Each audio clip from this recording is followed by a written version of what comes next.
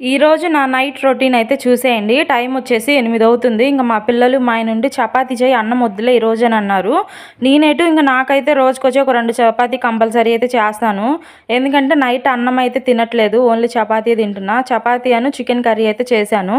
ఇవన్నీ చేసేలోపు నాకైతే తలనొప్పిగా ఉంది కొంచెం. ఇంకా నేనొచ్చేసి ఇంకా చపాతీ అయితే తినలేదు. ఇంక సరే కదా అని చెప్పేసి ఇంక టీ తాగక 2 రోజులు అవుతుంది. బాగా తలనొప్పి వస్తుంది. ఇంక టైం వచ్చేసి చూడండి ఎంత అవుతుందో. ఇంక ఈ టైం అప్పుడు ఇంక నేను చపాతీ తింటాం ఆపేసి ఇంక టీ అయితే పెట్టేసుకొని తాగుతుంటే ఇంక మా ఆయన కూడా ఉండి నాకు కూడా కొంచెం టీ తీసుకొని రా అని అయితే అడిగారనమాట. మా ఆయన అయితే అసలు టీ తాగడు. ఇంకెప్పుడన్నా ఒకసారి ఆయనకి తాగాలి అనిపించినప్పుడు ఎప్పుడన్నా తలనొప్పి ఉన్నప్పుడు అడుగుతాడు.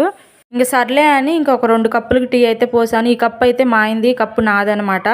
నేనైతే మామూలుగా కప్పులతో తాగను. మామూలుగా గ్లాసులు అయితేనే తాగుతాను. నాకు అలా తాగితేనే టీ తాగినట్టు ఉంటుంది. ఇంకా మా ఆయనేమో గ్లాసులో పోస్తే అస్సలు తాగడనమాట. కానీ నైట్ 10 ఇలా టీ పెట్టుకొని తాగుతుంటే చాలా బాగుంది అసలు. నాకైతే టీ తాగటానికి ఒక టైం అనేది ఉండదు. ఎప్పుడైనా తాగేస్తాను.